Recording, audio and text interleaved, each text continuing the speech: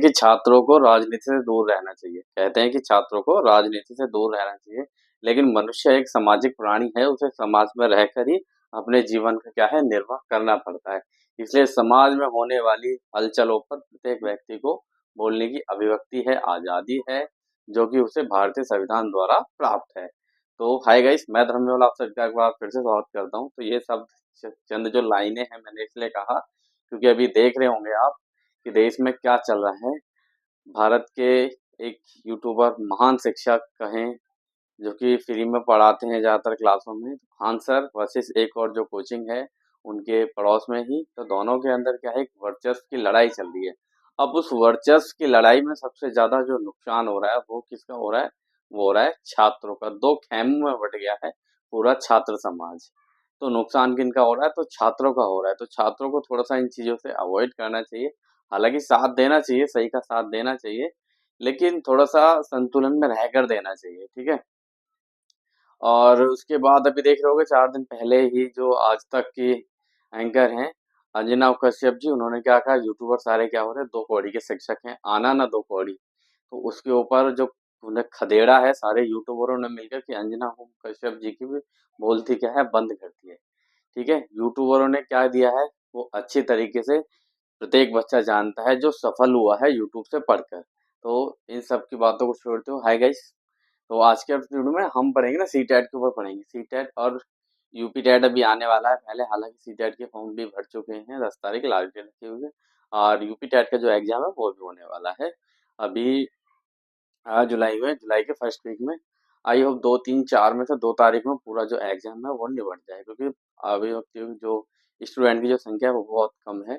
लगभग 16 लाख अध्यापक नहीं छात्रों ने। ठीक है। तो we are connecting after long time. तो गाइस सी टेट का एक टॉपिक है ईवीएस के अंदर, क्या है, एनवायरमेंट स्टडीज के अंदर जो क्वेश्चन आता है। ठीक है। ईवीएस के अंदर तो इसे पढ़ेंगे हम। ठीक है।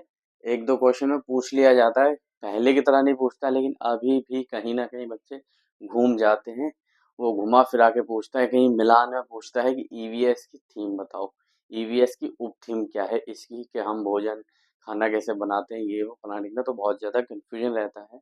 तो इसे आप कर लेंगे आपका तो आपके 1 से 2 नंबर आपके पक्के हो जाएंगे। सी टेट के अंदर आना ही आना है ये टॉपिक। ठीक है। कि ईवीएस की थीम बताएं। तो ईवीएस की थीम के ऊपर काम कर रहे हैं, एनवायरमेंट स्टडी ईवीएस। 30 नंबर का आता है, 30 नंबर की पेडागोजी और 30 नंबर का एनसीईआरटी से पूछा जाता है।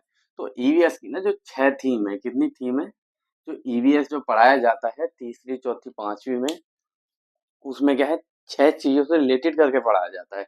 ईवीएस की 6 थीम रखी गई उन्होंने। पहला है परिवार एवं मित्र। किसके बारे में पढ़ाते हैं हम? परिवार एवं मित्र के बारे में पढ़ाते हैं कि बच्चे का जो पहला स्कूल होता है वो क्या होता है? परिवार होता है। तो ये भी क्वेश्चन आया हुआ है, पहला जो विद्यालय जो होता है बच्चे का वो क्या होता है? परिवार होता है। ठीक है। क्या होता है? परिवार, जहाँ पे बच्चा सीखता है। उसमें पुस्तकालय, विद्यालय, इस तरह के ऑप्शन आते हैं। तो परिवार एवं मित्र क्या है? पहली जो थीम है परिवार एवं मित्र। उसके बाद, ठीक है, परिवार एवं मित्र के बाद में जो ये एक थीम है इसकी 4 ना उप थीम है। कितनी? 4 उप थीम है। तो ये कंफ्यूजन भरा होता है। ठीक है। पूछा गया है कई बार में। तो आपसी संबंध जो बच्चा बनाता है। दूसरा काम और खेल। ठीक है। काम जो वो करता है और खेल जो वो खेलता है। जानवर एवं पौधे, जो जानवर देखता है और जो वातावरण में जो पौधे देखता है। तो परिवार एवं मित्र फर्स्ट थीम हो गई, और उसकी 4 उप थीम हो गई, आपसी संबंध, काम और खेल, जानवर एवं पौधे। तो ये 4 थीम हो गई। इस तरीके से क्या होता है, ये कंप्लीट होती है, एक थीम आपकी कंप्लीट होती है। इसके बाद में हम बात करेंगे किसकी? भोजन की। ठीक है। भोजन के ऊपर आपने देखा होगा लंबा चौड़ा चैप्टर दिया हुआ है भोजन के बारे में। ठीक है। तो दूसरी थीम होगी क्या होगी? भोजन। भोजन के बाद में क्या है? पानी की थीम होगी। क्या हो गई? पानी जो हम पीते हैं। ठीक है। पानी हो गया। इसके बाद में क्या है? काम और खेल। क्या हो गया ये?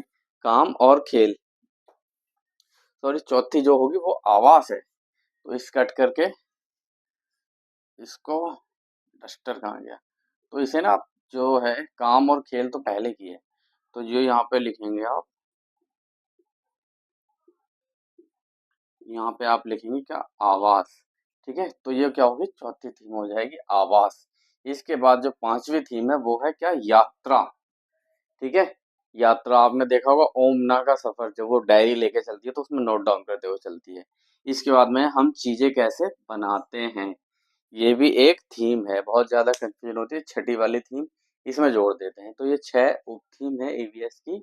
तो इसमें से एक नंबर पक्का आएगा अगर आप इसे अपने दिमाग में बिठा लेते हैं, अच्छे से इसका कॉन्सेप्ट जो है क्लियर कर लेते हैं कि जो ईवीएस की जो थीम है वो कौन कौन सी है सी टेट की। तो सी टेट का पेपर यूपी टेट के मुताबिक आसान आता है, लेकिन उत्तर प्रदेश में आने वाले समय में क्या है, सी टेट को और यूपी टेट को एक समान प्राथमिकता दी जाएगी। तो अगर आप यूपी टेट कर लेते हैं तो अच्छी बात है, अगर आपका यूपी टेट नहीं होता है तो आप सी टेट क्लियर कर सकते हैं। ठीक है गाइस, तो आई होप बहुत सारे बच्चे वेट कर रहे हैं सुपर टेट का, पहले यूपी टेट दें, यूपी टेट हो जाए तो मोस्ट वेलकम जो फर्स्ट टाइम दे रहे हैं। अगर नहीं होता तो सी टेट में जरूर भरें। ठीक है, क्योंकि जो यूपी टेट का पेपर है वो थोड़ा सा हार्ड आता है और सी टेट का जो आता है वो थोड़ा सा इजी आता है, क्योंकि उसमें पैडागोजी कॉन्सेप्ट होते हैं। और यूपी टेट वाले में क्या होता है, सारा न्यूमेरिकल बेस होता है, इसमें कंटेंट बेस होता है सारा। ठीक है, तो उसके बाद में सुपर टेट आने की पूरी संभावना है। नया आयोग बना है, उसने नया काम चालू कर दिया है यूपी के अंदर। और दिल्ली के अंदर डीएसएसबी ने भी निकाली है, स्पेशल एजुकेटर की निकाली है। उसमें अगर आपने स्पेशल एजुकेटर की एलिजिबिलिटी है तो आप उसे फॉर्म फिल कर सकते हो। धन्यवाद दोस्तों, मिलते हैं नेक्स्ट वीडियो में।